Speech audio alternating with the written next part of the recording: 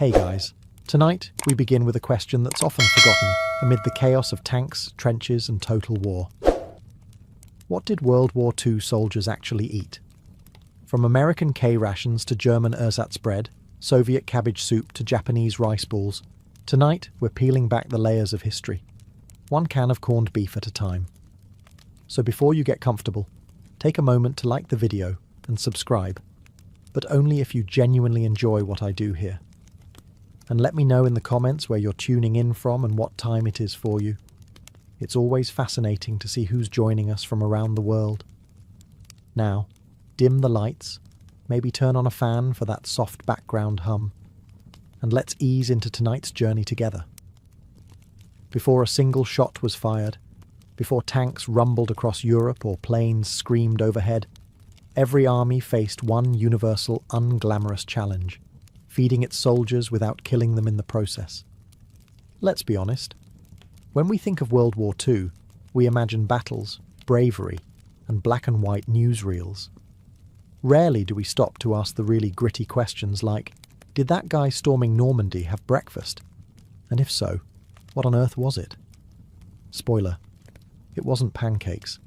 Feeding millions of men across continents wasn't just a culinary experiment. It was a logistical nightmare with a side of dysentery. Rations had to be portable, non-perishable, cheap, and preferably not make you cry after eating them. Flavour was a distant fifth priority, somewhere between won't explode if dropped and doesn't attract rats. Different nations approached the problem in different ways. The Americans tried to science their way to sustenance, producing little boxes of optimism called K rations. The Germans, early in the war, sent troops out with hearty meat and rye, then eventually replaced it all with something resembling punishment in a can. The British clung to tea like it was holding the empire together. It probably was. The Soviets boiled cabbage like it was a sacred tradition. And the Japanese, well, they were expected to travel light and fight hard, sometimes on just rice balls and hope. Food wasn't just fuel, it was morale. A hot meal could lift spirits. A cold tin of greasy corned beef could crush them. Some soldiers developed fondness for their rations. Others swore they'd never eat a cracker again. Many dreamed not of glory or victory, but of butter, bread, and anything that didn't come wrapped in brown paper. And while generals debated strategy in war rooms, privates in foxholes were bartering chocolate for cigarettes and praying the guy next to them didn't snore through mess call. So tonight, we're not talking about battles won or borders redrawn. We're talking about spam, crackers, powdered eggs, and the real war, between soldiers and the strange, suspicious contents of their ration tins. Because if there's one universal truth about war, it's that everyone has to eat, even if the food fights back. All right, you're a US soldier in World War II. You've marched 10 miles, been shot at 6 times, and haven't seen a flush toilet in weeks. Your stomach is making sounds that could qualify as artillery. What do you get? The K ration. A compact, calorie-packed cardboard miracle designed by people who clearly hadn't eaten one themselves. Let's break it down. The K ration came in 3 boxes: breakfast, lunch, and dinner. They were about the size of a small brick, and sometimes felt like one. Each box contained just enough food to technically qualify as nutrition, while emotionally preparing you for combat via culinary disappointment. Breakfast kicked off strong. A can of ham and eggs, which was neither hammy nor eggy. The texture? Think Spam meets drywall. Toss in rock-hard crackers, instant coffee, powdered lemonade. Why? A couple of sticks of gum, 4 cigarettes, because nothing says balanced breakfast like a Marlboro. And best of all, 1 single sheet of toilet paper. Just one. Make it count. Lunch was not better. You might get cheese spread with more chemicals than cheese, another stack of jaw-shattering biscuits, and a chocolate bar so dense it could double as tank armour. No spoon? No problem. You'd use your knife, a stick, or blind rage to scoop it out. Dinner was meat and beans, which looked like a crime scene in a can. With it, more crackers, more gum, and sometimes, if you prayed hard, a tiny fruit bar, which tasted like someone whispered the word apple over a piece of wood. Despite their taste, K rations were nutritional marvels. Roughly 3,000 calories a day, packed with protein, fat, sugar, and just enough flavour to ensure you didn't accidentally enjoy it. Troops often swapped components like prison traders. Cigarettes for chocolate, cheese for crackers, anything to dodge the ham-egg trauma. But every now and then, you'd find a Hershey bar. Real chocolate. Real comfort. For one bite, you weren't in the mud. You were back home. That alone made the rest of the ration worth tolerating. So yes, the K ration was dry, weirdly square, and kind of tasted like war. But in the end, it was the fuel that helped win a global conflict, one questionable meat product at a time. If the K ration was the Army's idea of a meal, then the D ration was their idea of a survival threat disguised as dessert. The D ration looked like a chocolate bar, came wrapped like a chocolate bar, and was issued to soldiers as a chocolate bar. But that's where the similarities ended, because this wasn't your sweet little Hershey's Kiss. No, the D ration was engineered in coordination with the US Army to do three things. 1. Not melt. 2. Last forever. And 3. Taste like absolute despair. It was roughly the size of a deck of cards and dense enough to stop a bullet. In fact, some soldiers swore it had, whether in their packs or their intestines. The ingredients were technically food: chocolate, sugar, oat flour, and a little cocoa fat. The result? A brown brick that could double as a bludgeon or emergency building material. Why was it made this way? Because it had to survive the tropics, deserts, and frozen tundras without turning into goo. And the military specifically requested it be unappetizing, so soldiers wouldn't eat it unless they were actually starving. Mission accomplished. The bar was so hard that biting into it without softening it first could lead to dental emergencies.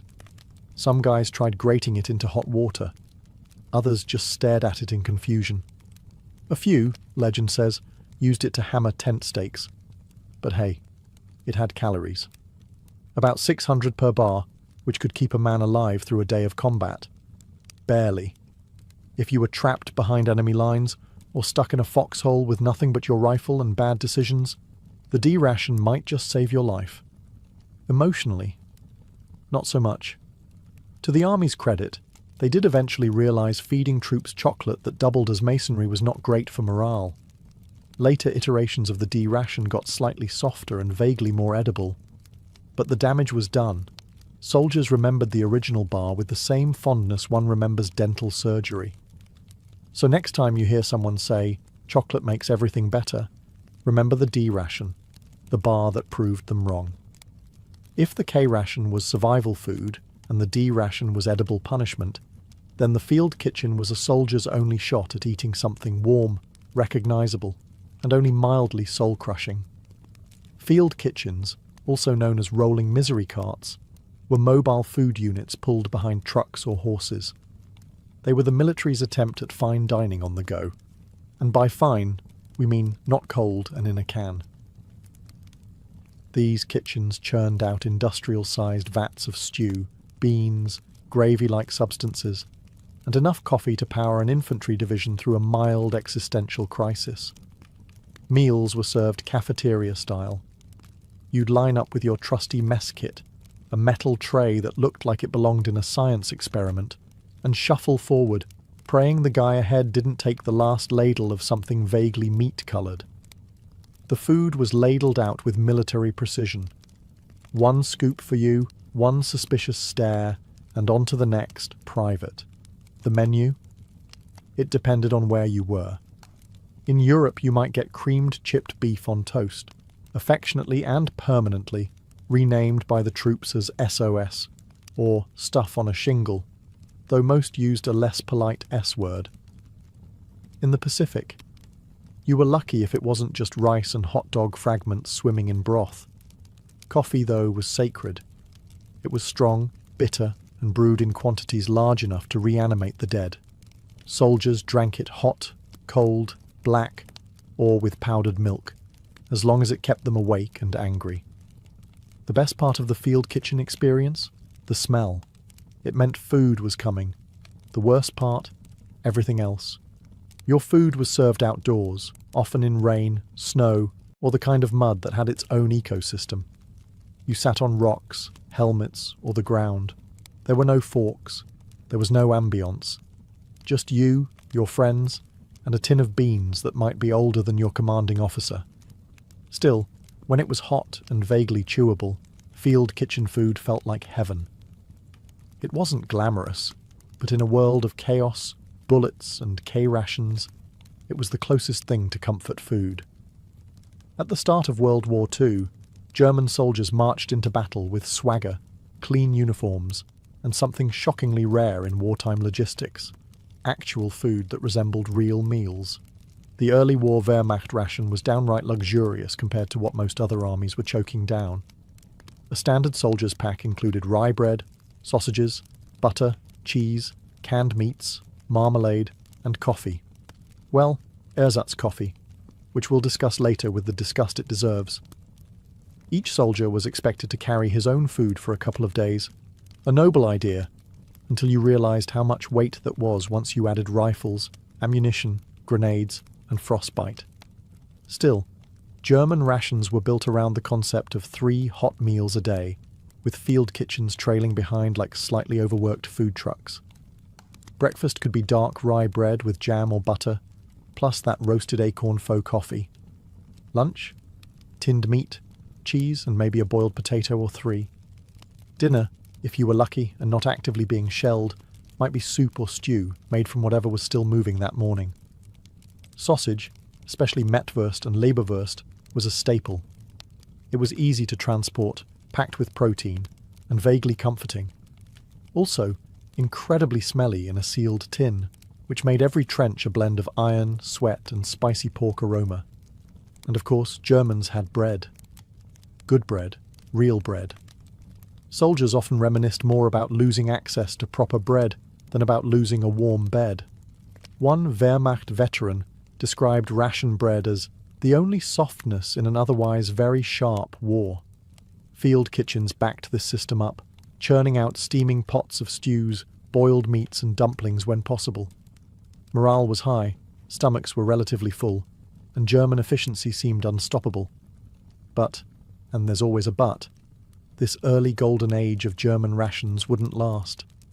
As the war expanded and supply lines stretched thin, the sausage turned sour, the bread got stale, and the once proud field kitchens were left stranded in frozen forests with nothing but frozen potatoes and patriotic memories.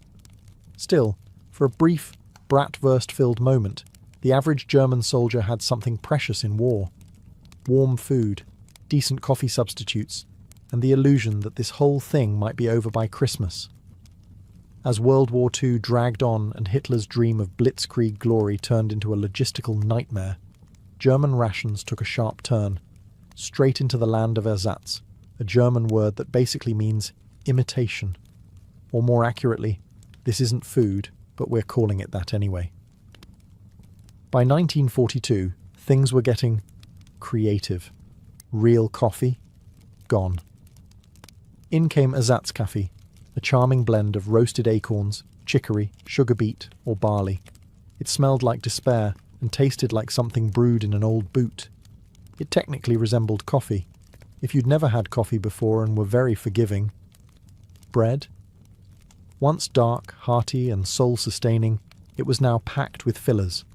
Sawdust, straw flour, potato starch, and whatever else they could legally grind into powder. You might still call it bread, but your teeth would disagree. Some soldiers joked it doubled as helmet padding. Butter disappeared too, replaced by ersatz margarine, a pale, tasteless grease that was somehow both oily and chalky.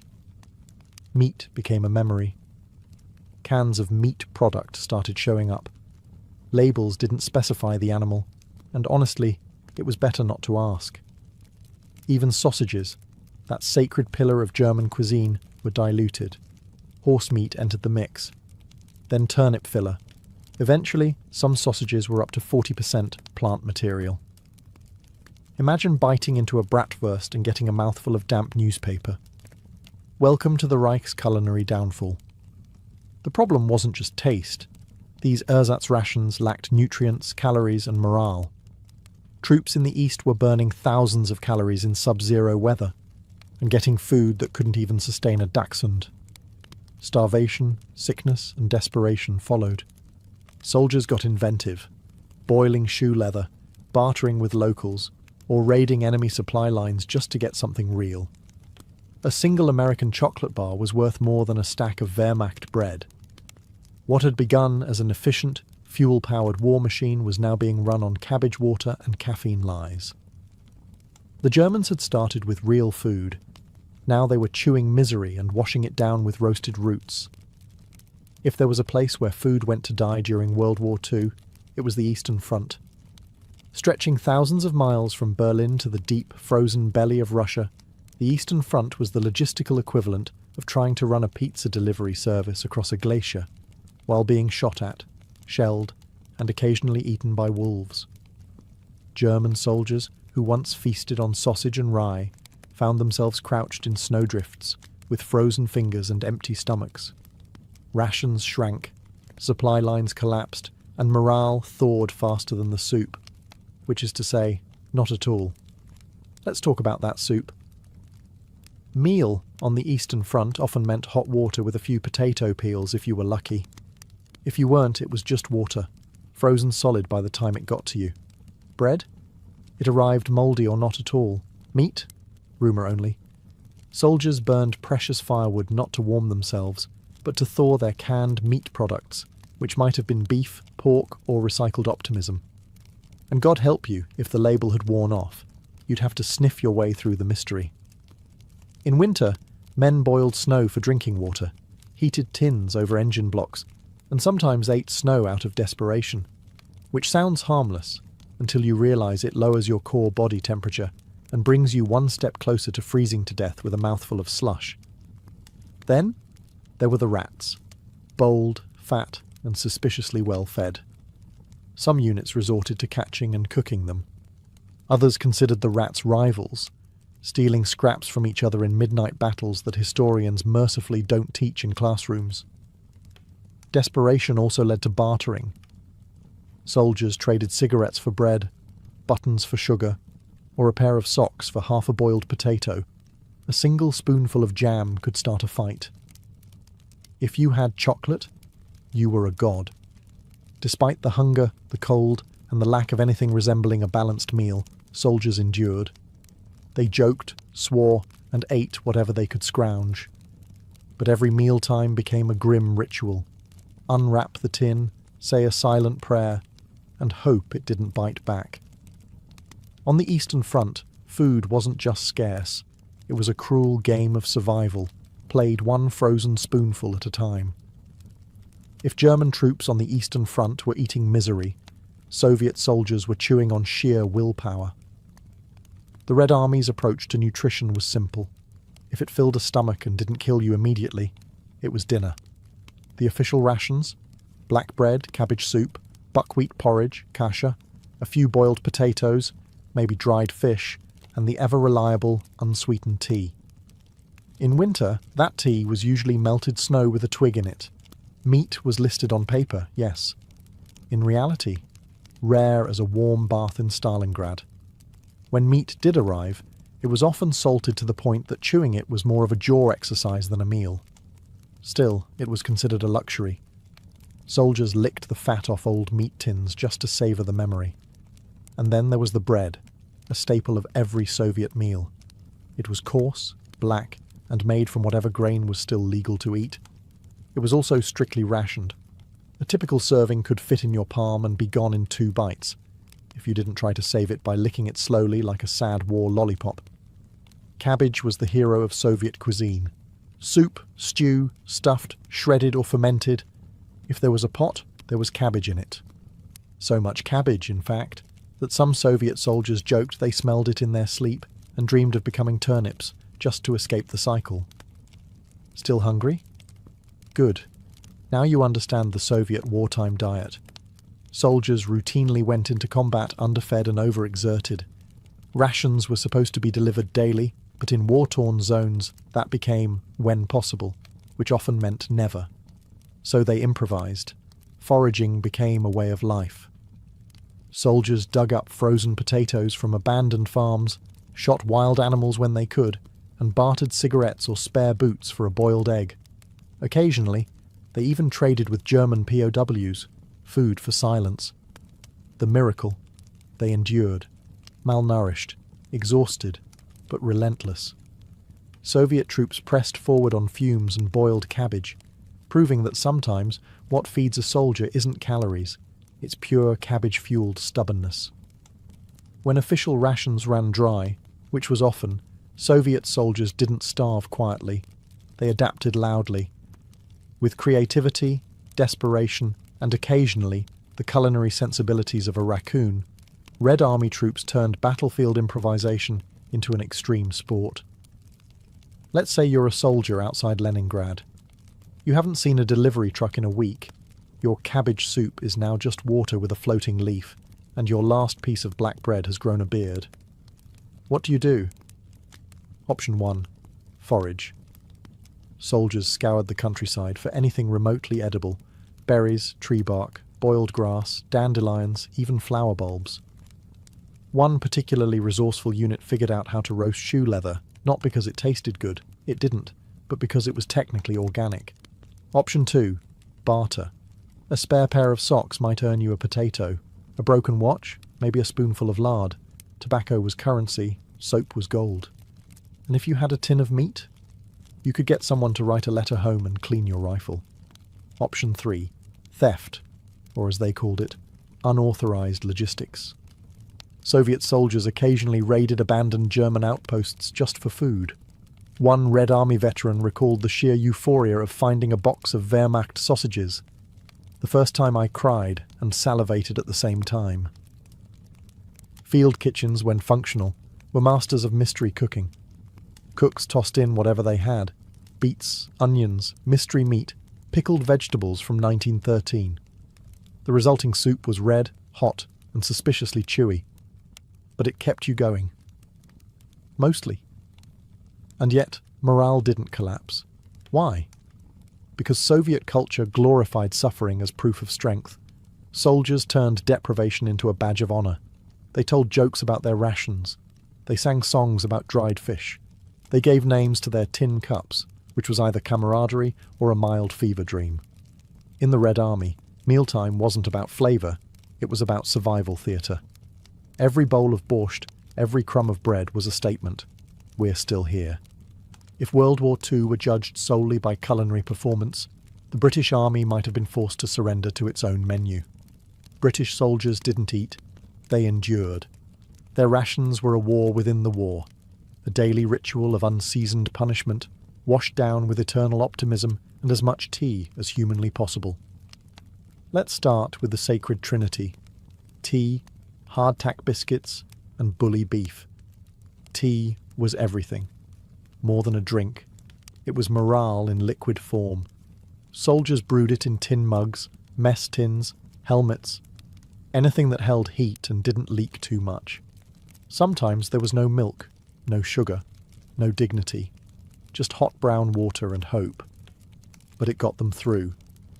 Hardtack biscuits were designed to outlive the soldier. Dense, chalky, and almost completely tasteless, they had the structural integrity of roofing tiles. They doubled as plates, coasters, or makeshift armor in a pinch. Many troops claimed their dental issues weren't from combat, but from trying to bite these biscuits. Then came bully beef, aka tinned corned beef. It had the visual appeal of canned cat food and the consistency of congealed regret. It was salty, oily, and could be eaten hot, cold, or with the appropriate level of emotional numbness. You sliced it, fried it, diced it, or just stared at it until your appetite left the tent. Also included in the standard ration: powdered eggs, which somehow tasted nothing like eggs, tinned jam, which could glue your jaw shut, and a smattering of oatmeal, chocolate, and dried fruits, all of which arrived in tins that took a crowbar and a prayer to open. The British Army didn't pretend its food was good. It pretended it was sufficient. And in fairness, it kept soldiers alive, barely. Field kitchens could sometimes provide stews, stewed prunes, and the occasional surprise. A real egg, a slice of bread, or something not immediately depressing. But no matter the food, there was always tea. Shells could fall, trucks could explode, but if there was hot water, there was a brew. And in that mug, steaming in a muddy trench, was Britain's greatest ration of all: stubbornness in a cup. By mid-war, British soldiers weren't just fighting the Axis. They were fighting ration fatigue, an invisible enemy that came disguised as another tin of corned beef. The British military supply system was held together with string, hope, and a suspicious number of forms in triplicate.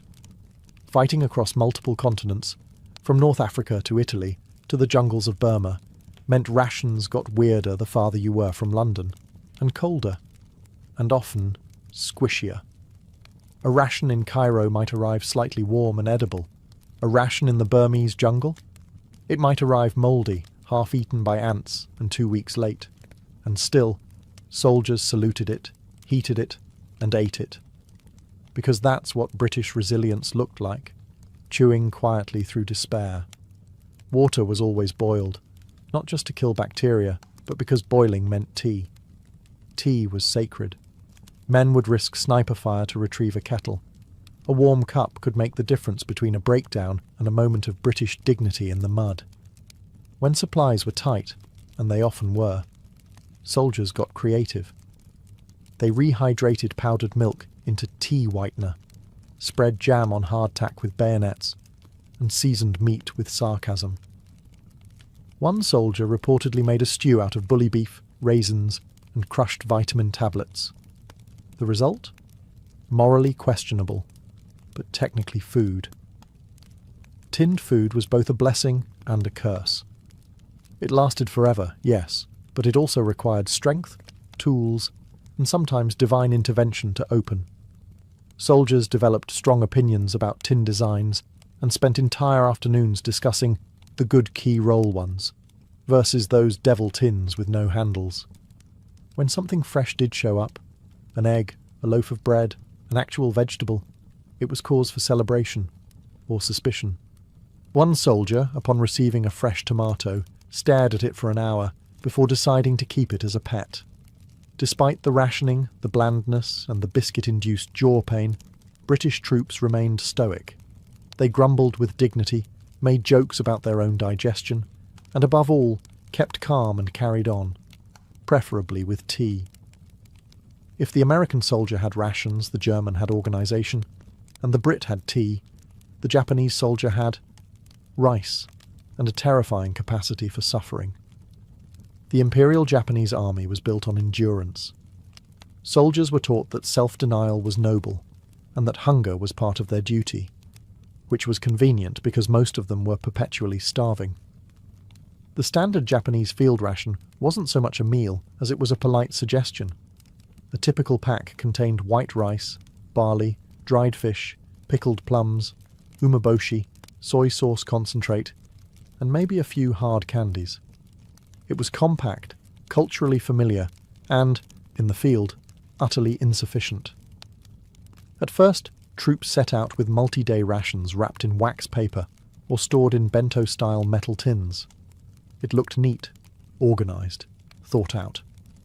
And then they got to the jungle. In places like New Guinea, Burma, and Guadalcanal, the humidity turned rice into mouldy goo, rats ate through supplies, and fish went bad faster than your hopes of victory. To make matters worse, Japan's military logistics were, generously speaking, a disaster. Supply lines were stretched, bombed, blocked, or forgot to exist altogether. Many units went days, even weeks, with barely a handful of rice to split between them. Soldiers foraged, raided villages, or ate jungle plants whose nutritional value ranged from slightly helpful to hallucinate then collapse. In more desperate cases, they hunted lizards, insects, or even rats. One soldier claimed they made a soup out of boiled grass and boot leather to keep the stomach from shouting. To their credit, or perhaps horror, Japanese troops rarely complained. They believed hardship was honourable. Starving, glorious, Barefoot, inspirational, rice infested with weevils, added protein.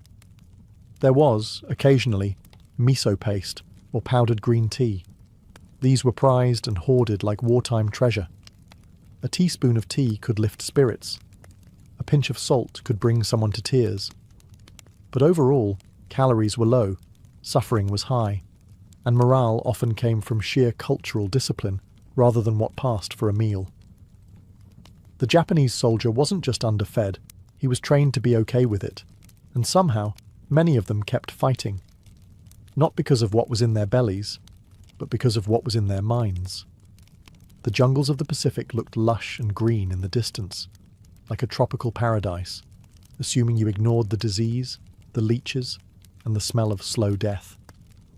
But for soldiers on both sides, especially the Japanese, the jungle wasn't a source of food. It was a leafy green death trap with humidity and attitude. Supply lines in the Pacific were notoriously unstable. Tropical storms, naval blockades, enemy ambushes, all conspired to make every delivery of rice, beans, or saltfish an act of divine luck. And when the food didn't come, the jungle was not your friend. Many Japanese units found themselves cut off from resupply for weeks. Soldiers had to rely on the land, which would have been fine if the land had any idea what they were doing. Unfortunately, the jungle was filled with plants that looked edible but weren't, animals that were edible but too fast, and insects that were not only inedible, but actively aggressive. Rations spoiled in hours. Canned goods rusted shut. Rice grew mold faster than you could light a fire. One soldier in Guadalcanal wrote, "Everything here is wet. Even my appetite is damp." What did they eat? When lucky, boiled roots, wild fruit, frogs, or jungle fowl, if they could catch it. When unlucky, tree bark, shoe leather, rotting palm stems, or water flavoured with desperation. Stories exist of soldiers boiling the same handful of rice 3 times to extract every last shred of sustenance. Others fermented what was left into a starchy, half-dead porridge known only as jungle glue. And then there were the horrifying rumours, accounts of cannibalism among starving units, especially during sieges. It wasn't widespread, but it did happen. Men driven to the edge by war, isolation, and the shrieking emptiness of their stomachs. If anything can strip away the romanticism of the Pacific theatre, it's that grim little footnote. Disease followed closely behind starvation. Malaria, dysentery, dengue fever, all worsened by malnutrition. Soldiers dropped not from bullets, but from hunger and infection, slowly and invisibly. The jungle didn't care who you fought for. It didn't feed you. It didn't shelter you. It just waited for you to get tired, and then it ate you. War may destroy cities, but it also unlocks the culinary creativity of very hungry, very desperate people with bayonets and a single can of Spam. Across every front, soldiers didn't just eat rations, they negotiated with them. They bartered, swapped, stretched, crushed, fried, and sometimes worshipped the better parts. Food was fuel, but it was also a form of entertainment, and occasionally a mad science experiment. In American foxholes, GIs turned K-ration crackers into improvised pancakes, mixing them with powdered eggs and coffee creamer, then frying the result over a small fire. The final product tasted like despair, but warm despair, which was at least comforting. Canned cheese, melted into an oily paste over hot beans to create trench fondue. Spam, sliced, pan-fried, and stacked between biscuits to make the world's saddest sandwich. Even chewing gum found new uses, sealing leaky canteens or bribing a guy with an extra cigarette. British soldiers, armed with their indestructible hardtack and mystical jars of jam, made jam-butty sandwiches by smashing 2 biscuits together with jam until their teeth gave up. One squad in North Africa famously mixed bully beef with dried fruit and called it Desert Delight. Another named their nightly stew stuff, because no one could identify what was in it anymore, including the cook. On the Eastern Front, Soviet soldiers used empty shell casings as soup pots, boiled cabbage in helmets, and roasted anything with legs, including once a stolen German sausage that required 3 men to defend it. Even the Japanese, with limited supplies, found ways to repurpose leftovers. Rice was refried with pickled vegetables to create onigiri-style cakes, and dried seaweed was hoarded for flavoring water when nothing else remained. These weren't gourmet meals. They were acts of wartime alchemy. Field improvisation turned boredom into morale, turned not enough into this'll do, and made a lot of food slightly less terrifying. Because when you're stuck in a trench, jungle, or ruined farmhouse, your mess kit becomes your kitchen. Your bayonet becomes a spatula. And your meal? A miracle that you survived long enough to eat it. Long after the guns fell silent, long after uniforms were packed away and medals boxed in drawers, one thing stayed with veterans of World War II: the food. Or more precisely, the memory of the food. For many soldiers, rations were more than just sustenance. They were the backdrop to trauma, camaraderie, grief, boredom, and hope. A bite of bully beef could conjure a foxhole in France. A whiff of cabbage soup brought back the frozen trenches outside Stalingrad.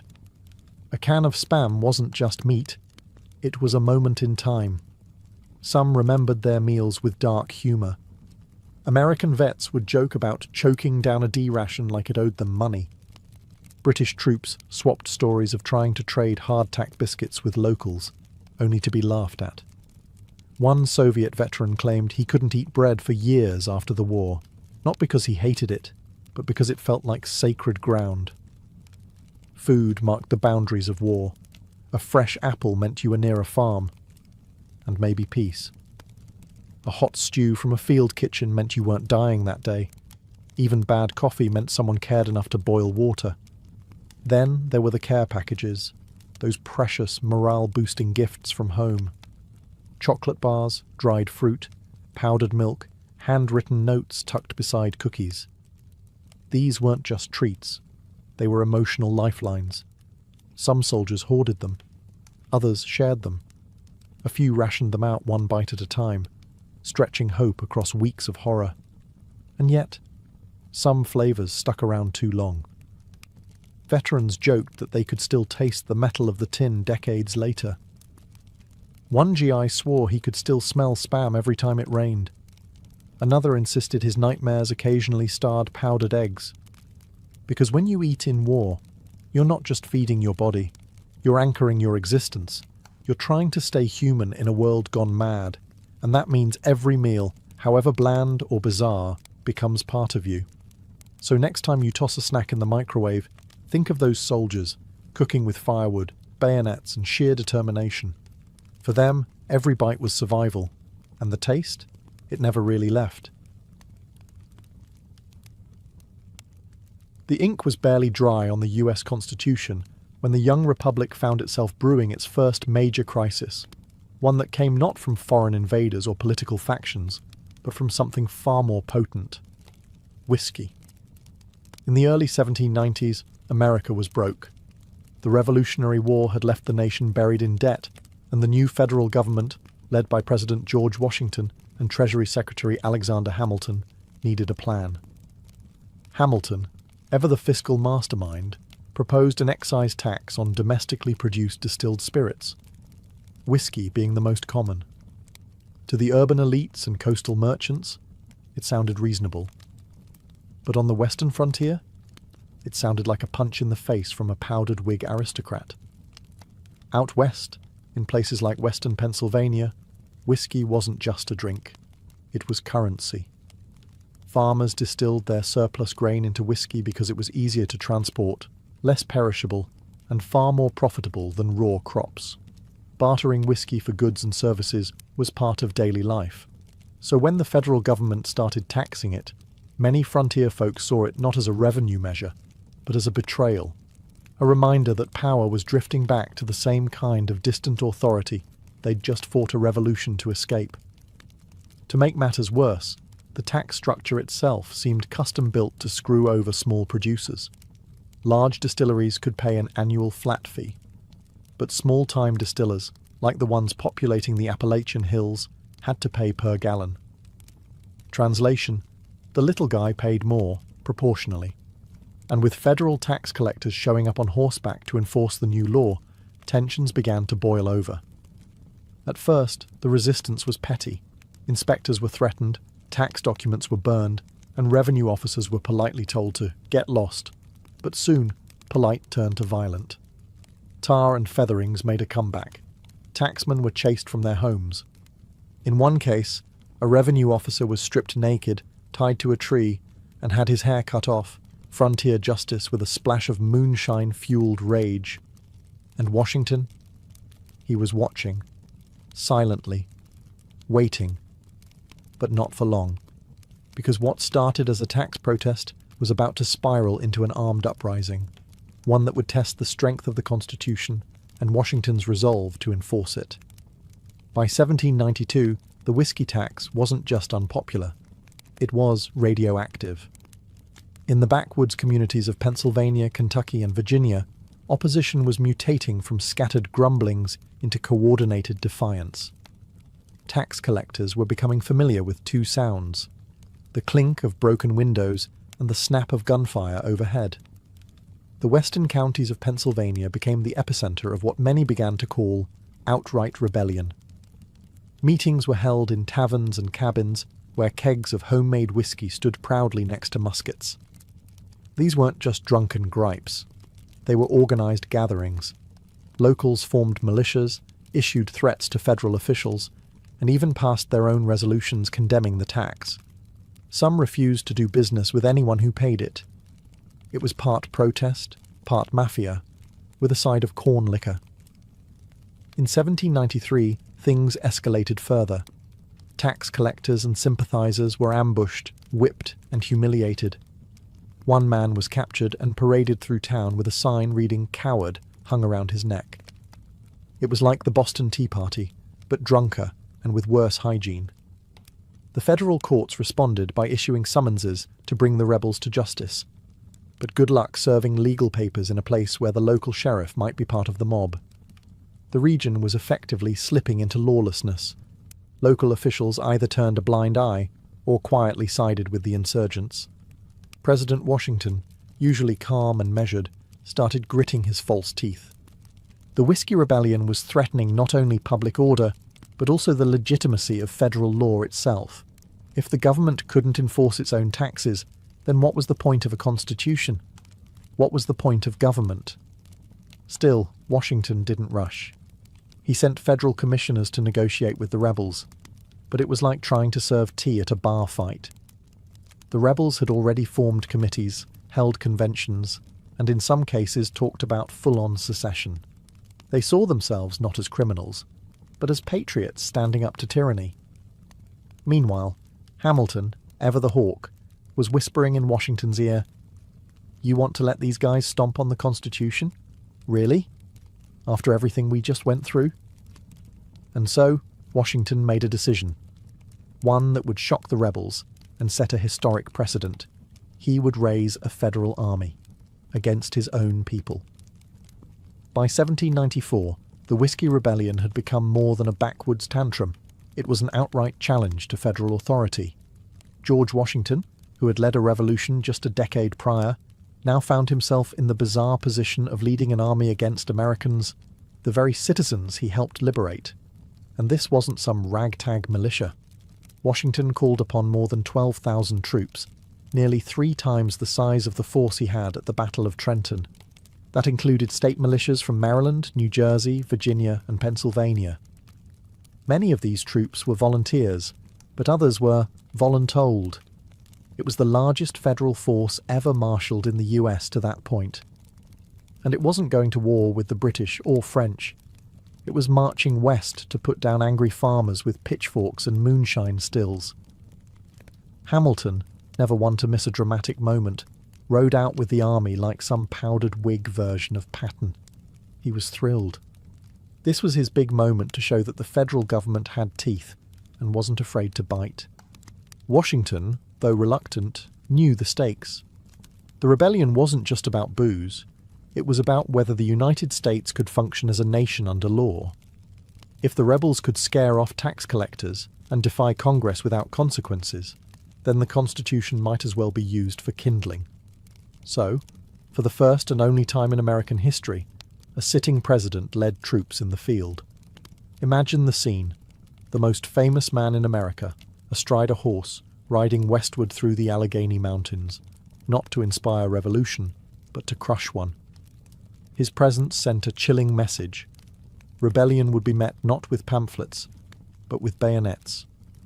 When the army approached the heart of rebel territory in western Pennsylvania, the response was disappointing. The rebels, who had talked big in taverns and torched a few tacksmen's houses, suddenly remembered they had chores to do. Most of the ringleaders vanished. Others fled into the woods or took the I don't know nothing about nothing defense. There would be no great battle, no climactic showdown. The army had marched hundreds of miles to confront a rebellion that fizzled like flat cider. But Washington's message was loud and clear. The federal government was no joke. With the rebellion smothered before a single shot was fired in return, the soldiers turned around and headed home, and so did George Washington. But now came the mop-up. Arrests, trials and justice, federal style. A handful of rebel leaders were captured, though leaders might be generous. Many of the more radical agitators had slipped away into the wilderness. What remained were a few unlucky men who got caught by bad timing or bad hiding spots. 20 were eventually brought to Philadelphia to stand trial for treason. The trials, however, didn't unfold like Hamilton might have dreamed. Evidence was spotty. Witnesses were afraid to testify. And the jury, composed of their fellow Pennsylvanians, wasn't exactly keen on throwing their neighbours into a noose. In the end, only 2 men were convicted of treason, and even that verdict came with a side of scepticism. These weren't dangerous warlords. They were poor farmers who had made poor decisions, and Washington, no stranger to rebellion himself, chose mercy over vengeance. In a move that stunned some and reassured others, he pardoned both men. His message? Yes, the government would enforce the law, but it would not become a tyrant in the process. This act of clemency turned out to be as important as the show of force itself. Washington had demonstrated strength, but he also showed restraint. The federal government wasn't going to crush people under its heel like a monarchy might have. Instead, it would lead by law, tempered with justice. Meanwhile, Hamilton grumbled. He wanted more heads to roll, metaphorically, if not literally. He saw the rebellion as proof that the common folk couldn't be trusted with too much freedom, especially not with whiskey involved. But Washington understood the deeper game. Legitimacy didn't come from cracking skulls. It came from showing that the new republic could balance authority with compassion. The rebellion was over, but the precedent it set would echo for generations. The US had passed its first real test of federal authority, and it didn't collapse into chaos. Still, questions remained. Would future presidents use the same logic? Would mercy always follow power? And most of all, was this the end of frontier rebellion? Or just the beginning? The guns were holstered, the rebels pardoned, and the whiskey stills quietly resumed bubbling in the hills. But politically, the Whiskey Rebellion left a hangover that would last for years. The event had proven that the federal government had the power to enforce its laws, but it also lit the fuse on deep political divisions that were already smouldering beneath the surface. At the heart of the conflict were 2 opposing visions of America. On one side stood Alexander Hamilton and the Federalists, lovers of order, commerce, strong central government, and powdered Whigs that could stop a bullet. They saw the rebellion as proof that the unruly countryside needed firm management. On the other side were the Jeffersonian Republicans, who didn't trust centralized power one bit. They believed in the yeoman farmer, local control, and resisting the kind of government overreach they'd fought a revolution to escape. To them, the federal response to the Whiskey Rebellion wasn't a heroic act of law enforcement. It was overkill. Sending 12,000 troops after some farmers with barrels of corn mash felt like stomping on a fly with a cannon. Thomas Jefferson, then serving as Washington's vice president, didn't hold back his opinions. Privately, he referred to the federal march as a monarchical adventure. He believed that Washington's show of force only pushed the common man further away from the government, and straight into the arms of the Republican cause. And indeed, in the aftermath of the rebellion, something curious happened. The Republican Party began to gain traction. Out on the frontier, where distrust of federal authority had been fermented like whiskey itself, support for Jefferson's ideals surged. These weren't just drunk and angry farmers anymore. They were voters, and they were angry about being treated like a bunch of criminals for refusing a tax they could barely afford. The rebellion had failed militarily, but it succeeded in galvanizing anti-federalist sentiment. It helped accelerate the formation of the first true political parties in America, sharpening the divide between those who wanted a strong centralized state and those who wanted the states to call their own shots. So, while no war had broken out, a new kind of battle had begun. One fought not with muskets and torches, but with ballots, speeches, and ideology. At its core, the Whiskey Rebellion wasn't just about booze. It was about power and class resentment. To the small farmers of western Pennsylvania and beyond, the whiskey tax was more than an annoying expense. It was a symbol of everything they feared about the new federal government. That it would be run by elites for elites, at the expense of the working poor. Most of the rebellion's participants weren't outlaws. They were veterans of the Revolutionary War, men who had fought and bled for a republic they now felt was turning its back on them. They returned from battlefields to discover that the very government they helped establish was now squeezing them dry, all while cozying up to Eastern bankers and merchants. It was like fighting a lion, only to come home and get kicked by the house cat. To make matters worse, many frontier folk felt deliberately excluded from political participation. Representation was lopsided. Their voices were drowned out by wealthier urban politicians who had no idea what life was like west of the Appalachians. Add to that a tax that disproportionately punished small producers, and the whole thing smelled less like economic policy and more like class warfare, with the stink of whiskey. There was also the matter of how the law was enforced. Wealthier distillers could afford lawyers, paperwork, and the annual flat fee.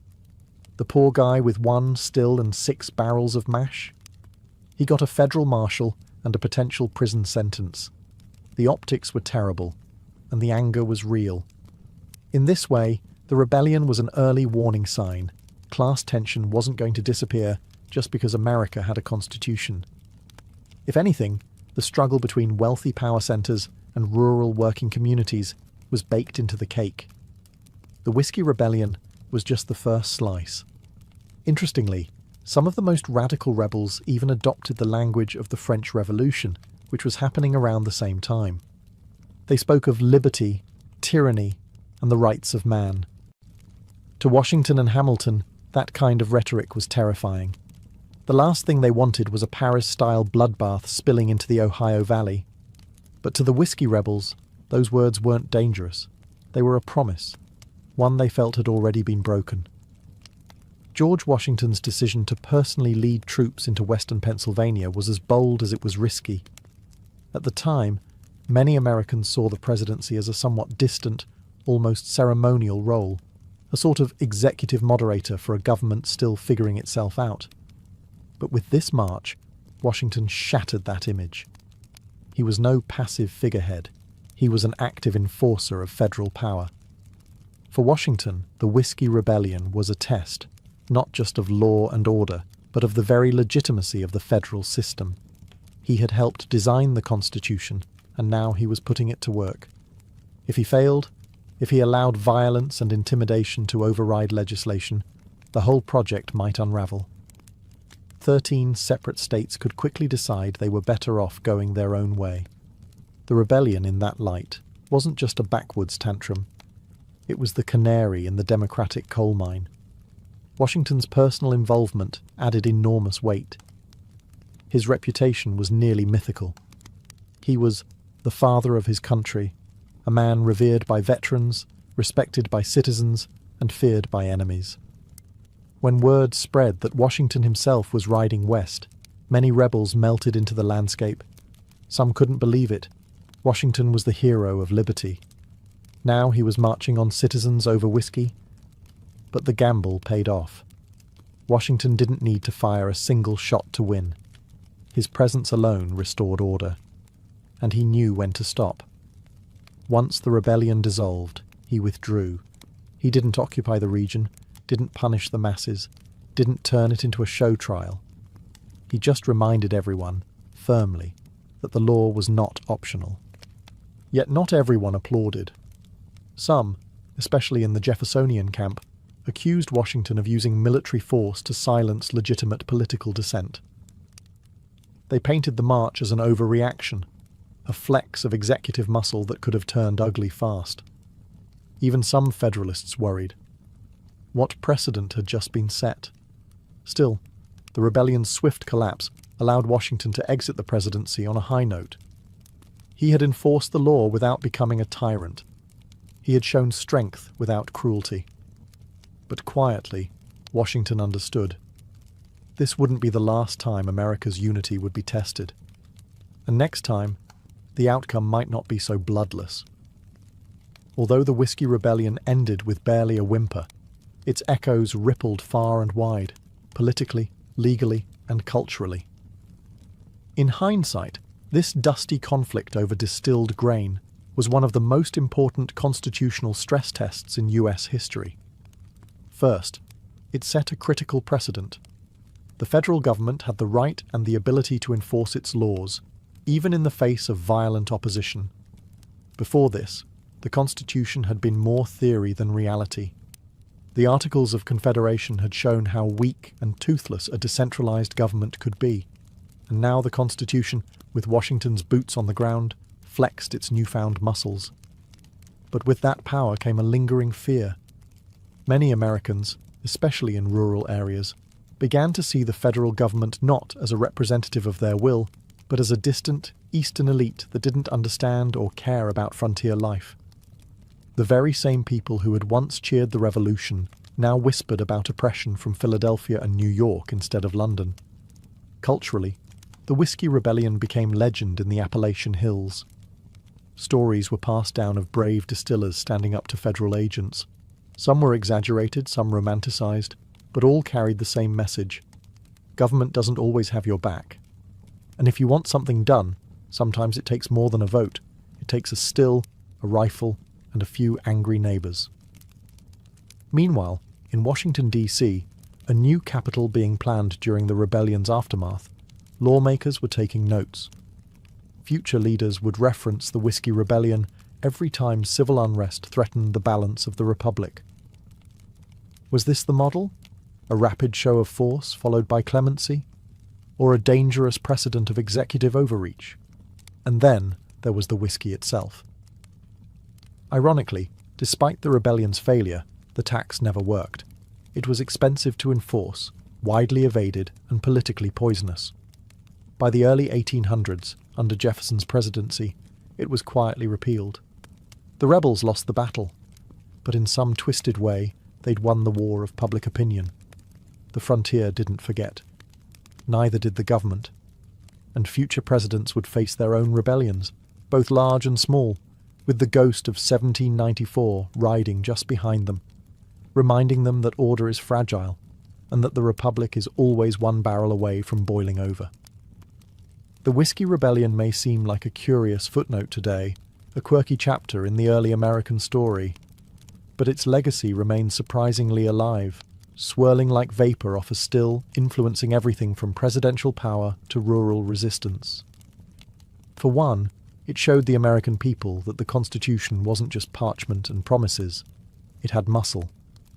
This was the first time the federal government enforced a domestic law with troops, and the fact that it did so under the personal leadership of George Washington gave it historical gravity.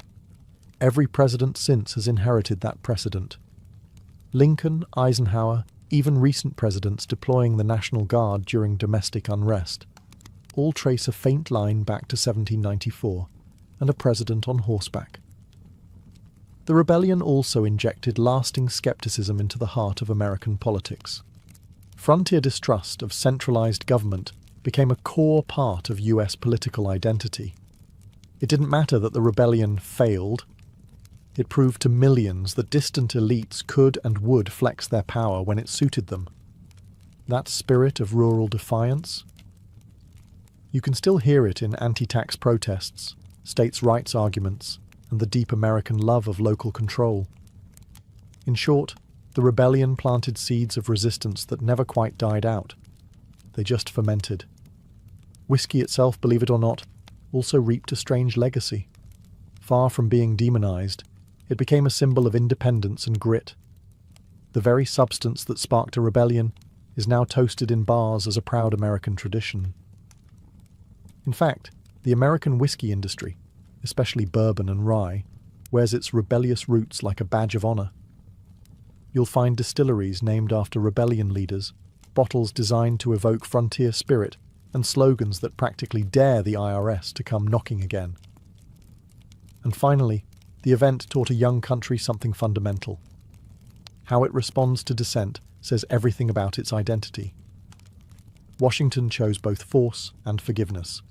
That balance, power tempered by principle, became a cornerstone of the American ideal. Not always followed, of course, but always referenced. So next time you raise a glass of bourbon or rye, remember, it's not just liquor in that bottle. It's a story of power, protest, and a young republic figuring out what kind of country it was going to be. Cheers to the rebellion that helped define a nation. Around 1754 BCE, King Hammurabi of Babylon etched his now famous code into a massive basalt stele, a towering legal monolith meant to awe subjects and assert divine justice. It's one of the earliest known attempts to formalize laws in human history, but buried within its 282 articles lies something just as ancient as law itself: the regulation of women. In Hammurabi's Babylon, a woman wasn't just a person, she was a role: daughter, wife, widow, mother. Each of those roles came with a legal definition, a social expectation, and if things went sideways, a punishment. For example, take marriage. Women could be married off by their fathers, essentially transferred from one household to another. Once married, a woman was expected to be faithful. If she was accused of adultery, both she and her alleged lover could be bound and thrown into a river. That's not metaphor. That's literally what the text prescribes. However, if her husband decided to spare her life, the court often agreed. Romantic, in a grim sort of way. Meanwhile, if a man cheated on his wife, Hammurabi didn't seem all that concerned. Male infidelity wasn't exactly headline news in Mesopotamia. The imbalance was stark. Female honor was family honor, while male honor was more flexible. But not all the laws were oppressive. Some provisions offered women surprising protections, especially widows. A widow had the right to remain in her late husband's house and manage his property until her sons came of age. If there were no sons, she could even inherit directly. In that way, Hammurabi's code recognized a woman's capacity for financial and legal responsibility, but only within the strict bounds of family structure. There were also laws about divorce. A woman could leave her husband if he was cruel or neglectful, but proving it was no small task. If her claims couldn't be verified, she could be branded a liar and punished severely. Justice wasn't blind. It just squinted harder when the accused wore a veil. So, what did Hammurabi's code teach us about women in ancient Babylon? That they weren't invisible? Far from it. They were named, categorized, judged, and occasionally protected, but always through the lens of control. Law gave them a place, but rarely the power to shape it. Travel a few hundred miles west from Babylon, and fast forward a few centuries, and you arrive in ancient Egypt, a civilization where the scales of justice were personified by Ma'at, the goddess of truth, balance, and cosmic order. And unlike many of their neighbors, the Egyptians had a surprisingly progressive view, at least on paper, when it came to women's legal rights. Egyptian women, whether rich or poor, had the legal right to own property, inherit land, sue and be sued, and even initiate divorce. These weren't just theoretical rights etched on tomb walls. They were practiced, particularly in urban centers like Thebes and Memphis. Women could enter contracts, serve as witnesses, and leave wills. A woman could run a business, lend money, or purchase slaves and livestock. In short, Egyptian law recognized women as legal individuals, not just extensions of their husbands. This autonomy might seem ahead of its time, and in many ways it was. Women weren't locked out of temples or courts. In fact, priestesses played important legal and ritual roles, and some even served as judges or scribes. Legal documents from the New Kingdom show women filing complaints against male relatives and winning. But, and there's always a but, this relative legal freedom came with social constraints. Most women still lived under the authority of a father or husband, and while they could own land, they were often expected to pass it down through male heirs. The law said yes, but society often said not quite. Marriage, though not a religious institution in Egypt, was still legally binding. Husbands and wives could divorce for reasons as varied as infertility, infidelity, or even emotional incompatibility. Divorce didn't carry a social stigma, and children were usually cared for by the mother, who retained rights to her dowry and often received additional property. Punishment under the law was theoretically equal, but practically speaking, class and connections mattered far more than gender.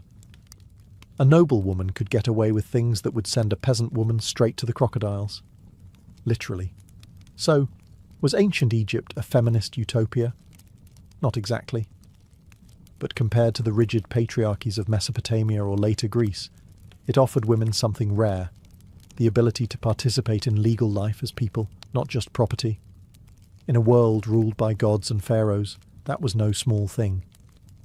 In ancient India, the legal world of women was governed by Dharma, the moral and social order at the heart of Hindu philosophy. Codified in texts like the Manusmriti, Laws of Manu, this framework offered a deeply hierarchical and duty-driven system, where women were honoured, protected, and respected, so long as they stayed in their place. The Manusmriti, compiled sometime between 200 BCE and 200 CE, had a lot to say about women, much of it contradictory. On one page, it declared that, where women are honoured, the gods rejoice.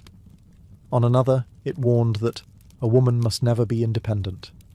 The tone swung between reverence and restriction, between divine praise and domestic captivity.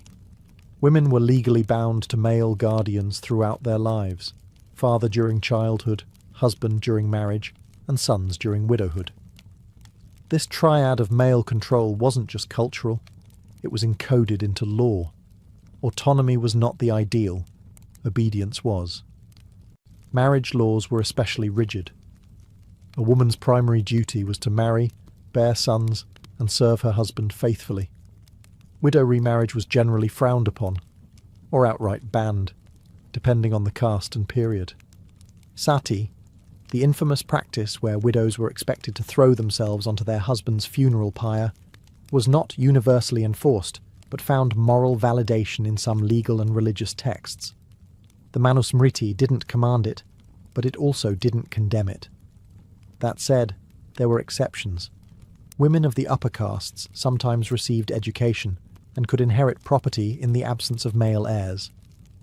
In some regions and periods, matrilineal traditions survived, particularly in the south.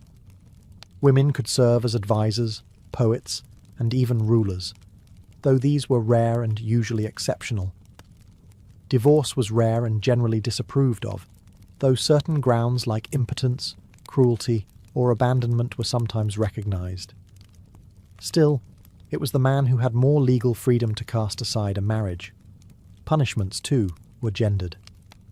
A woman caught in adultery could be disfigured or outcast. A man, he might get a fine or a slap on the wrist if he had high status. In short, ancient Hindu law wrapped women in layers of veneration and restriction. They were sacred, but sacred like a temple statue, not like a free citizen, revered but rarely empowered. When we think of ancient Greece, we often imagine democracy, philosophy, and drama. But for half the population, women, the legal system was less about ideals and more about invisibility. Especially in classical Athens, women were legally seen not as individuals, but as permanent minors, bound to the guardianship of their nearest male relative for life. In Athenian law, women couldn't vote, own property independently, or represent themselves in court. They could not enter contracts or even leave the house without a male escort in many cases. If the Code of Hammurabi defined women as legally subordinate, Athens perfected the art of locking them out entirely. Marriage was more of a property transaction than a romantic union. A woman's kyrios, usually her father or brother, arranged her marriage, and she moved into her husband's household as part of an exchange of dowries and land. Legally, she was transferred like livestock, a living, breathing asset passed between men. And yet, paradoxically, her fidelity was of enormous legal importance. If an Athenian woman committed adultery, her husband could legally divorce her immediately, and any man caught with her could be executed. Yes, executed, without trial. The irony? Her husband could sleep with courtesans or slaves without legal repercussion. Double standards weren't just common, they were built into the legal structure. Women couldn't initiate divorce themselves, but they could return to their father's house if abandoned or mistreated. However, any legal action on their behalf had to be taken by a male relative. Even in cases of rape or assault, a woman could not bring charges. Her kyrios had to speak for her. There were exceptions. In Sparta, women enjoyed more freedom. They could own land, receive education, and walk freely. But Spartan women were the anomaly, not the rule. In most city-states, a respectable woman's name was supposed to be spoken as little as possible. The ideal woman was modest, silent, and invisible. And yet, in the shadows of Greek law, women endured. They raised generations, managed households, and in some rare cases, wielded influence from behind the veil of legality. But officially, they weren't citizens. They were shadows in a system that prized logic and liberty, for men only.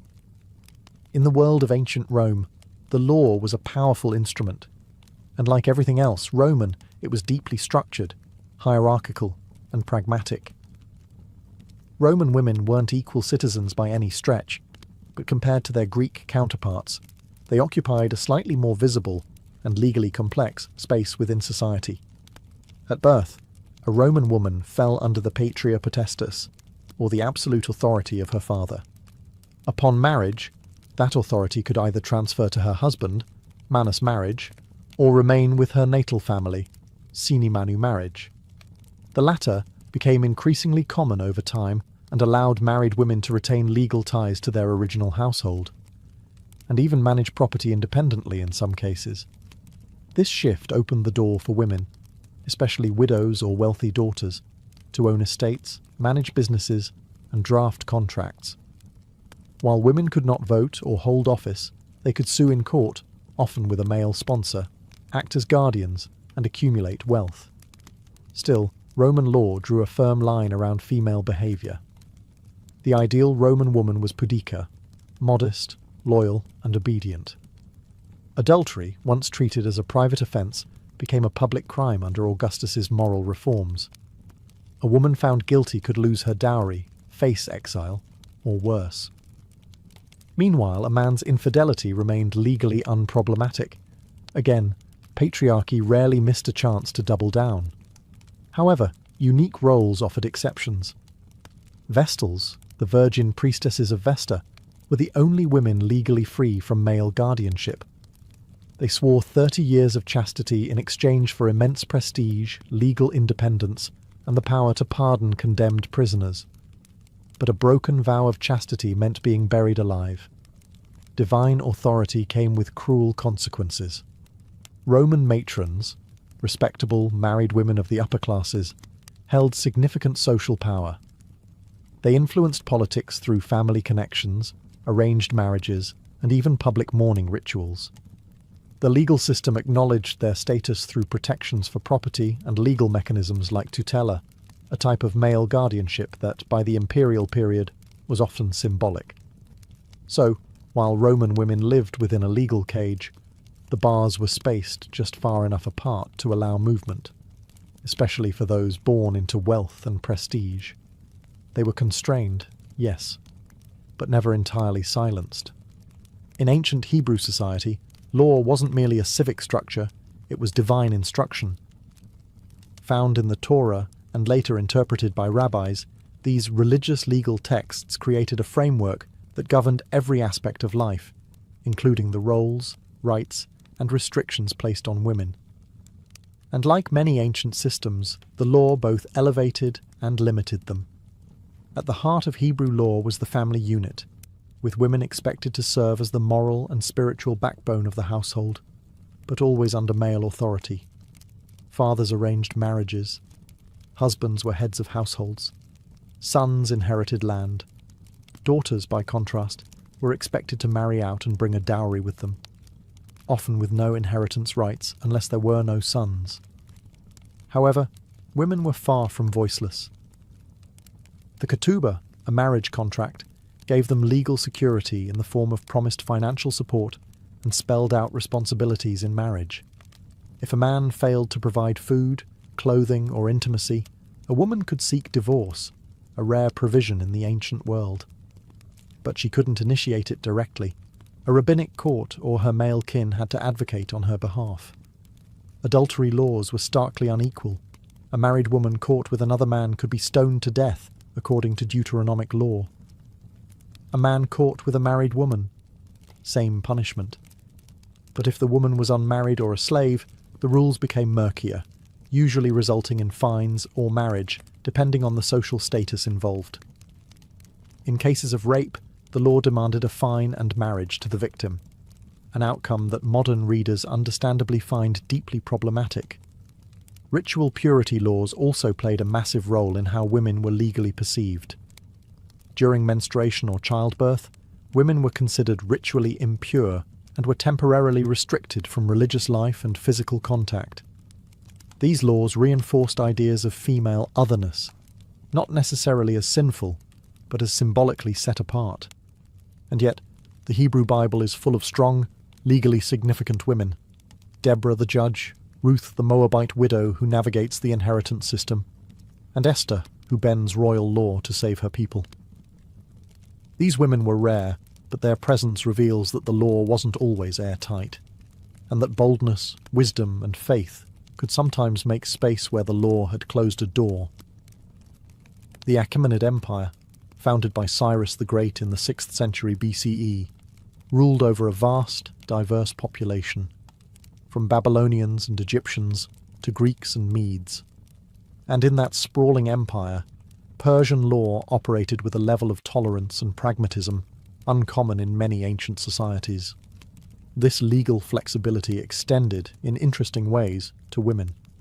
While Persian law wasn't codified in a single monument like Hammurabi's Code, administrative records, court documents, and inscriptions reveal that women, especially elite women, had considerable legal presence.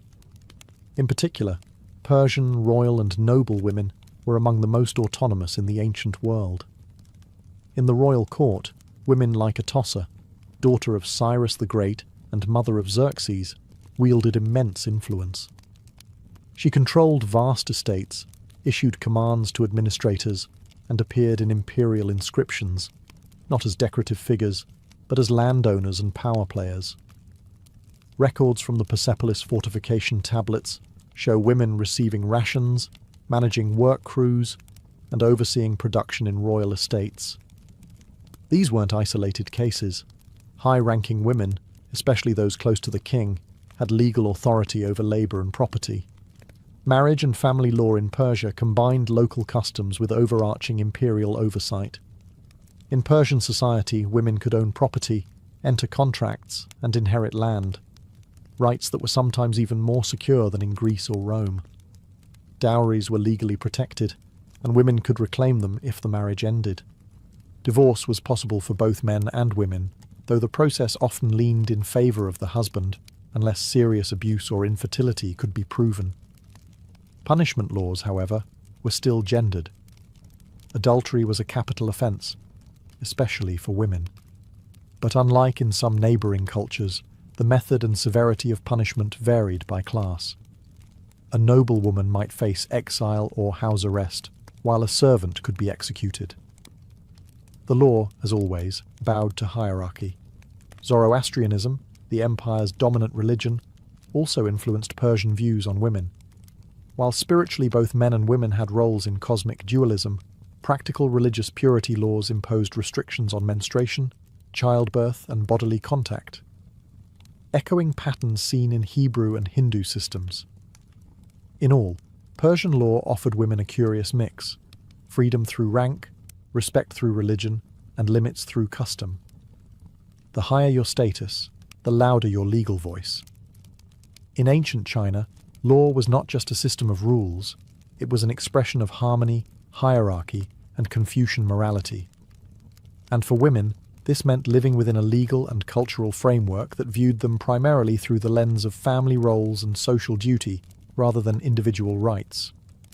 The earliest codified Chinese laws appear during the Zhou dynasty, but it was under the Han dynasty, 206 BCE, 220 CE, that legal structures began to crystallize alongside Confucian ideology. Confucian teachings emphasized the three obediences. A woman must obey her father before marriage, her husband during marriage, and her sons in widowhood. This wasn't just moral advice, it influenced actual legal expectations and societal norms. Women were legally subordinate to men in nearly all contexts. They could not hold public office, rarely appeared in court independently, and were often excluded from inheritance, especially in patrilineal families. A daughter might be cherished within the home, but the law saw her as temporary. She would eventually marry out, taking her dowry with her. Marriage was both a family alliance and a legal contract. A man could divorce his wife for reasons as broad as jealousy or illness, though he could not do so if she had no family to return to, had mourned his parents properly, or had borne him sons. Women, by contrast, had no legal power to initiate divorce unless extreme abuse could be proven, and even then, her case would likely depend on her male relatives stepping in. Adultery laws reflected strong gender bias. A woman caught cheating could be executed. A man cheating with a married woman might face punishment, but cheating with a servant or concubine, that was often overlooked entirely. Honour and legitimacy were tied tightly to the woman's womb. Still, there were exceptions. Some dynasties saw the rise of imperial women, like Empress Lu Ji and Empress Wu, who wielded immense political power, sometimes bending legal codes to suit their ambitions. And in peasant villages, widows who managed households or took over family businesses could wield informal authority, even if the law didn't formally recognize them. In short, ancient Chinese law saw women less as autonomous beings and more as stabilizers of familial order, vital to society's function, yet always second to the men who supposedly maintained its harmony. As we step back and look across the ancient world, from the ziggurats of Babylon to the palaces of Rome, from Vedic India to Confucian China, one thing becomes clear: women were always written into the law, but rarely on their own terms. Nearly every ancient legal system assigned women a role within a male-dominated structure. Whether in Hammurabi's code or the Manusmriti, the fundamental legal assumption was that a woman's identity was relational: daughter, wife, mother, widow. Her rights and responsibilities flowed through the men around her. Law defined her, but it rarely empowered her. Some civilizations, like Egypt and Persia, offered women more autonomy, allowing them to own property, initiate contracts, and even inherit wealth. In these societies, noble or high-born women could carve out pockets of legal authority, sometimes rivaling their male counterparts. But such privileges were far from universal. They depended on class, family, and circumstance more than any underlying belief in gender equality. Other societies, like Greece and Rome, developed sophisticated legal systems while simultaneously fencing women out of public life. Greek women were legally invisible. Roman women had more agency, but still lived within a scaffold of male guardianship and social expectation. In China, Confucian values hardened the ideal of obedient femininity into legal expectation. The law wasn't just about punishment, it was about preserving cosmic harmony, and that meant everyone, especially women, knew their place in the social order. Similarly, In Hindu law, reverence for women coexisted uncomfortably with strict control and moral prescription. Religious laws, such as Jewish halakha or Zoroastrian purity codes, often placed women at the intersection of sacred and profane. A woman's body could bring honor or impurity, blessing or danger, depending on how closely she followed the rules. And yet, within these systems, women adapted, resisted, and endured. They found ways to exercise influence through family, faith, property, or sheer determination. Their stories may not always be carved into stone steles or echoed in ancient law courts, but they moved beneath the surface, shaping households, dynasties, and entire civilizations. Ultimately, ancient legal codes tell us not only how societies treated women, but how they defined power itself, and who they believed deserved to wield it. Long before Wall Street, before vaults and banknotes and savings accounts, banking began in the mud-brick cities of ancient Mesopotamia, the cradle of civilization. And surprisingly, the first bankers weren't suited financiers, they were priests. In cities like Uruk, Lagash, and later Babylon, temples weren't just religious centers. They were the administrative and economic hearts of urban life. These towering ziggurats and their surrounding complexes acted as both spiritual sanctuaries and financial hubs. Farmers and merchants didn't just come to pray, they came to deposit grain, receive loans, and settle debts. Why temples? Because they were the most stable, trusted institutions. The gods didn't run off with your money, and the priesthood had an army of scribes to keep meticulous records. When a farmer delivered a portion of his harvest to the temple granary, he'd receive a clay tablet with a cuneiform inscription, the quantity stored, the date, the depositor's name, and sometimes a witness. This wasn't just a receipt, it was an early form of a check. These receipts could then be transferred. A farmer in debt could hand over his tablet to a creditor as repayment. A merchant could use them to buy goods or settle accounts. In this way, the clay tablet became the ancestor of promissory notes, deposit slips, and IOUs. Temples also issued loans, not just in grain, but in silver, sheep, and other commodities.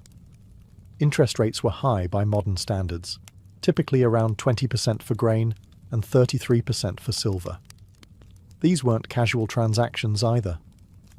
Defaulting on a temple loan could lead to the loss of land, property, or even personal freedom. Interestingly, the concept of compound interest was understood and feared. Some legal codes, like those of Hammurabi, tried to limit or regulate interest practices. Others formalized debt slavery as a punishment. This was banking in its rawest, most primal form, both brilliant and brutal. So while modern banks might be glass towers and spreadsheets, their bones are ancient. The earliest financial systems weren't born in markets, they were born in temples. And in Mesopotamia, the gods didn't just judge your soul, they also balanced your books. By the time Babylon rose to power under kings like Hammurabi in the 18th century BCE, Mesopotamian banking had become more sophisticated and more personal. While temples and palaces remained important economic players, a new class of financial professionals began to emerge: private moneylenders. These early financiers weren't working out of marble lobbies. They conducted business in humble homes, market stalls, or even beside temple courtyards. But they had one thing temples didn't: flexibility.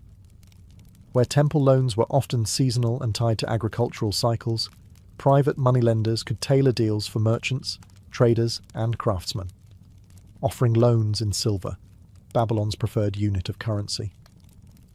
Silver wasn't minted into coins yet. That innovation would come much later. Instead, it was weighed out by the shekel, and loans were documented on clay tablets. These tablets detailed the borrower, lender, amount lent, interest rate, repayment date, and sometimes even collateral. If a debtor defaulted, lenders could legally seize land, goods, or even family members. Some contracts read more like threats than agreements.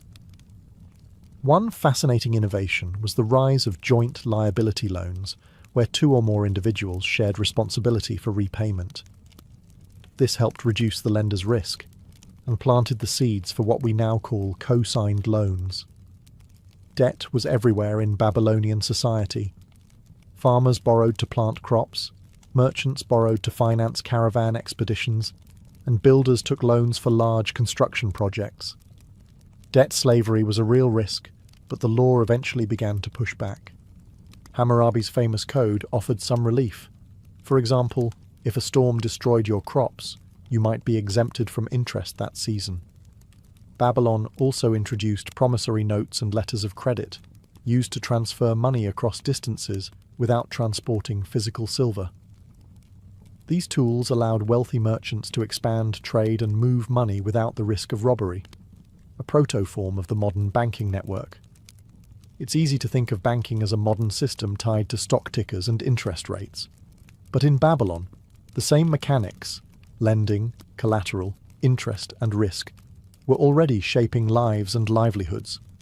Their tools were made of clay, not code, but the game was much the same. In ancient Egypt, economic life revolved around two constants, the Nile River and the pharaoh's granaries. While Egypt didn't develop a formal banking system in the same way as Mesopotamia or later Greece, it nonetheless maintained sophisticated financial practices, rooted in temples, royal treasuries, and massive state-administered storage systems. Instead of coins or silver shekels, Egypt's economy was built on grain. Wheat and barley weren't just food, they were currency. Taxes, wages, and debts were often measured in sacks of grain, and these were stored in vast, centralized granaries. Like Babylonian temples, Egyptian temples functioned as both religious and economic centers, serving as secure storage sites and financial record offices. Scribes recorded every delivery, withdrawal, and transaction on ostraca, pottery shards, or papyrus scrolls. These acted as receipts, contracts, and even early forms of checks. If you deposited 10 sacks of grain at the temple granary in Thebes, you might receive a receipt which could be traded or presented elsewhere to retrieve an equivalent amount, a precursor to modern bank drafts. Loans were common. A farmer might borrow seed grain to plant in the spring, with the promise of repayment after the harvest, usually with interest. Rates varied, but a 25–30% interest rate on grain wasn't unusual.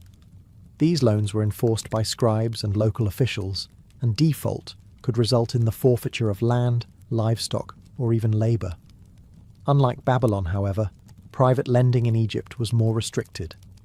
The state played a dominant role in organising economic exchange. High officials, priests, and royal administrators were the main actors in large-scale financial activity.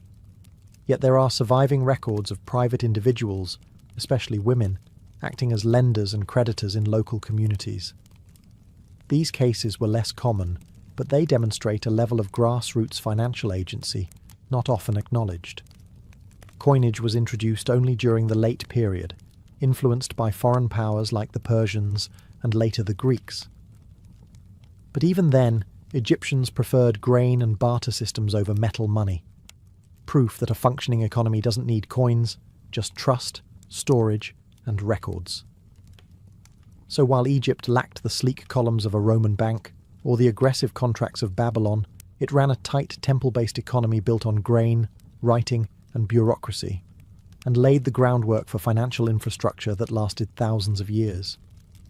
With the rise of city-states like Athens and Corinth in the 5th century BCE, ancient Greece introduced two financial revolutions, the minted coin and the money changer. Unlike Mesopotamia or Egypt, where grain and silver were the dominant currencies, the Greeks embraced metal coinage as a public standard, stamped, regulated, and guaranteed by the state. This shift created a new class of financial professionals, the trapezitae, named after the trapeza, or table, from which they worked in the bustling agora. These men functioned as money changers, deposit takers, lenders, and sometimes outright financiers. They exchanged foreign coins, held money for safekeeping, offered loans, and even kept accounts for their clients, a rudimentary form of checking. Need to send money to another city-state? No problem. The trapezites could issue a written draft, allowing merchants to avoid travelling with heavy, theft-prone coinage. If that sounds like a bank transfer, that's because it was, albeit with more sand and fewer algorithms. Lending was a huge part of Greek banking. Interest rates were generally high, especially for risky ventures like maritime trade. Some loans carried 100% interest, justified by the danger of shipwreck, piracy, or storm. These were backed by maritime contracts, which included details of the cargo, route, repayment, and collateral. If the ship sank, the loan was voided. If it returned, big profits. Private citizens could also act as lenders. Wealthy Athenians often invested in smaller loans secured by property or slaves. These transactions were documented before witnesses and scribes and could be enforced in court. In fact, Greek courts were flooded with debt cases, an early sign that money, trust, and lawsuits are eternal bedfellows. And yet banks in Greece weren't formal institutions like we'd expect today. They were more like financial freelancers with serious reputations. There were no licenses, no regulation, and no government insurance. If your trapezites skipped town with your deposit, too bad. Trust was everything, and it could be shattered in a heartbeat. Despite these risks, the Greek financial world thrived. It enabled trade, supported empire building, and even bankrolled wars. In a city where logic and debate ruled, so too did contracts, ledgers, and interest rates. Ancient Greece taught us that once you stamp a coin and assign it value, the rest follows, from debt and profit to risk and ruin. By the time Rome ruled the Mediterranean, banking had evolved from small-scale loans to a full-blown financial engine that powered an empire. The Romans, ever the pragmatists, didn't invent banking, but they perfected it, expanded it, and embedded it deep into the fabric of everyday life. At the heart of Roman finance were the argentari, the Roman equivalent of bankers. These men operated out of tabernae, shops, near the forum, and acted as money changers, deposit takers, lenders, and agents.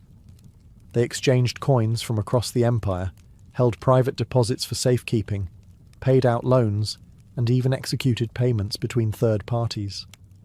Wealthy Romans, including senators, deposited large sums with these bankers, who kept ledgers called rationes, the ancestors of our modern account books. A client could authorize a banker to pay another person using their deposit, creating an early version of the check. Want to send money to Carthage or Alexandria? No need to pack a bag of coins. Your banker could issue a letter of credit. The real fuel behind Roman banking, however, was credit. Loans weren't just for emergencies. They were used for trade, land purchases, construction projects, even election campaigns.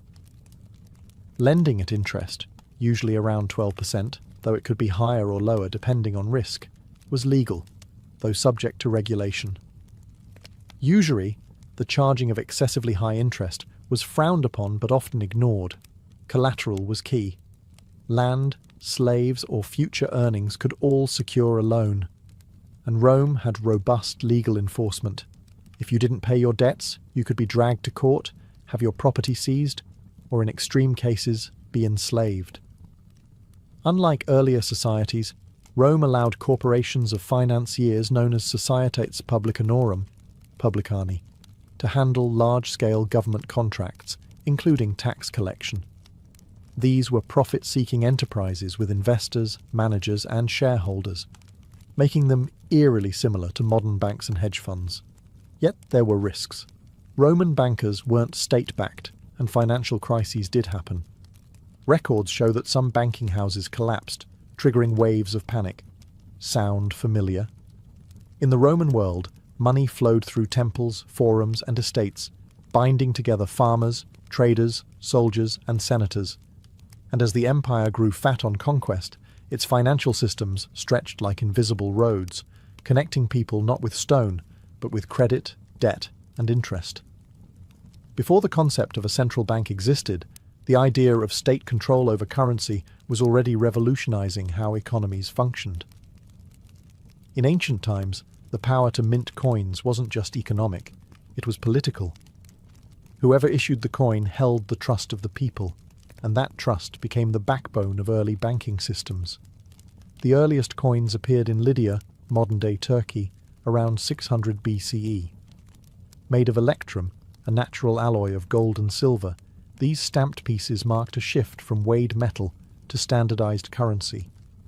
No more measuring silver chunks in a dusty market. Now, value could be verified at a glance. Other civilizations quickly adopted the idea. The Greeks minted drachmas, the Persians issued darics, and the Romans built an entire empire on denarii. These coins bore state symbols, images of gods or rulers, and inscriptions, not just to represent value, but to signal legitimacy and control. A coin was as much a piece of propaganda as it was a financial tool. With state-backed coinage came new financial behaviors. Hoards of coins were stored in temples, households, and merchant treasuries.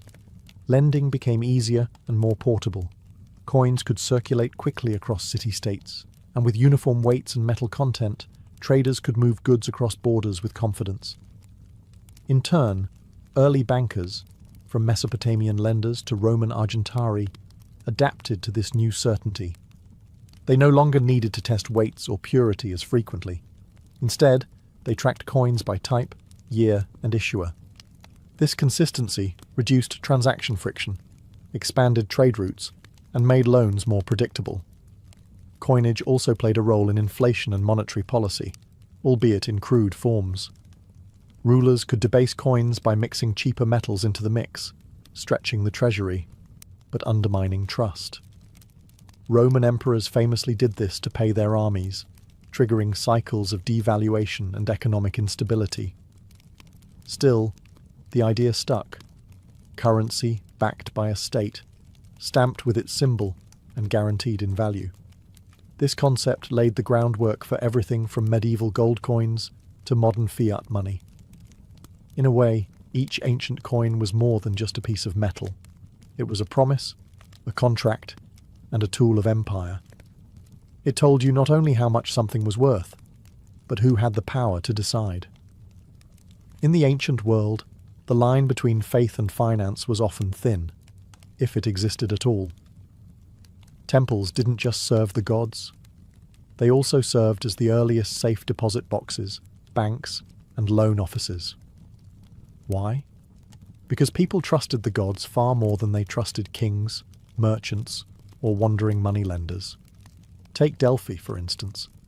The sanctuary of Apollo wasn't just a religious destination, it was a financial powerhouse. City-states stored war funds there, wealthy individuals deposited fortunes, and treasuries were built within temple precincts. Religious centers like Delos, Ephesus, and Jerusalem also acted as de facto banks, offering security, prestige, and scribes who kept careful records. A vault under divine watch was seen as safer than any home or fortress. These temples played several financial roles. They held deposits, issued loans, and in some cases even collected interest. In Mesopotamia, as early as the 3rd millennium BCE, temple priests oversaw lending systems where borrowers repaid with grain or silver. In Egypt, temple granaries stored wealth, issued receipts, and facilitated trade.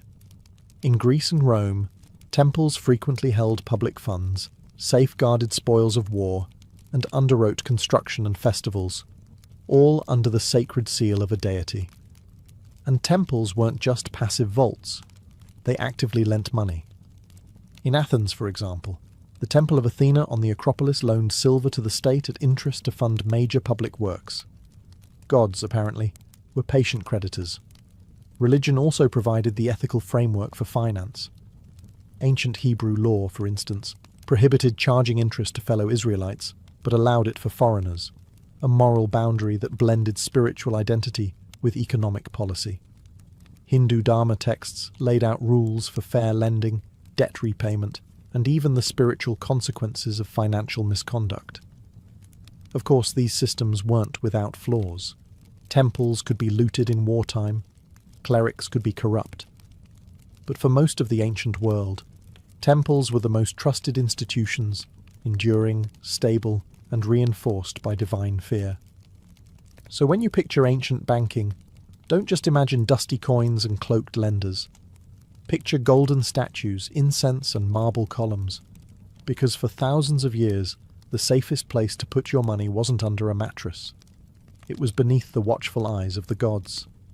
Long before the invention of credit cards or mortgage calculators, ancient economies ran on a system that was surprisingly familiar. Borrow now, pay later, with interest.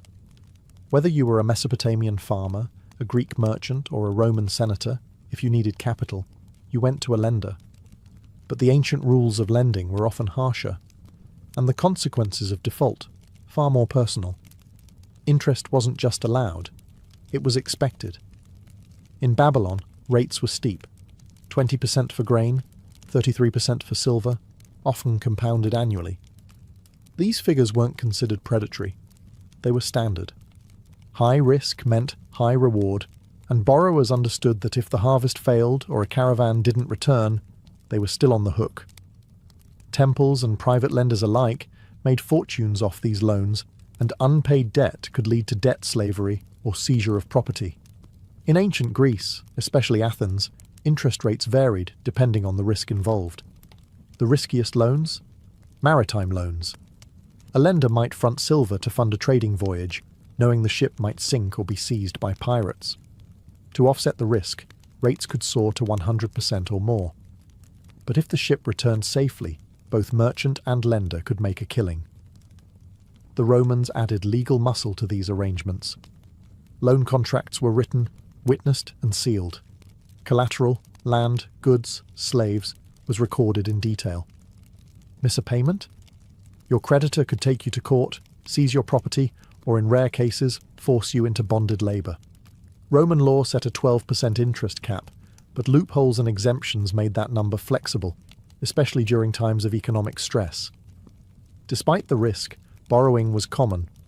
Farmers borrowed seed, merchants borrowed to buy goods, politicians borrowed to fund their campaigns. Lending greased the gears of ancient economies. And default was an accepted hazard. And yes, fraud and manipulation were part of the game. Lenders sometimes demanded bribes or added administrative fees. Borrowers could lie about collateral or disappear entirely. Without credit scores or banking regulations, trust and reputation were everything. In the end, ancient loans weren't just financial tools.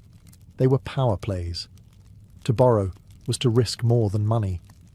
It was to stake your land, your freedom, sometimes even your family, on the chance that tomorrow would be better, or at least profitable. From grain receipts in Mesopotamia to the silver ledgers of Rome, ancient banking wasn't just a footnote in economic history. It was the foundation. These early systems of deposits, loans, interest, and financial record-keeping didn't just fuel local trade. They quietly shaped the architecture of global finance. At the heart of every ancient banking system was the same challenge we face today: trust. Could people trust that the weight of silver was fair? That the grain in the temple granary wouldn't spoil or vanish? That the lender wouldn't disappear with their deposit? And out of that trust, or the desperate need for it, rose record-keeping, contracts, and ultimately institutional finance. The innovations were astonishing for their time. Ancient Babylonians developed loan contracts with fixed interest, repayment terms, and legal witnesses, all inscribed in cuneiform. Ancient Greeks pioneered letters of credit, allowing funds to be transferred between city-states without carrying coins. The Romans created bankers' associations and formalized debt enforcement in civil law, building a financial system that could stretch from Britain to Syria. Even today, echoes of ancient banking remain. The modern check evolved from Mesopotamian clay receipts. The concept of collateralized loans is rooted in Babylonian and Roman practices. Central banking and monetary policy trace their ancestry back to rulers who manipulated coin purity or temple wealth to fund armies and public projects. And what about regulation? Well, it turns out ancient societies understood financial crises all too well. In Babylon, kings periodically declared debt forgiveness to prevent social collapse.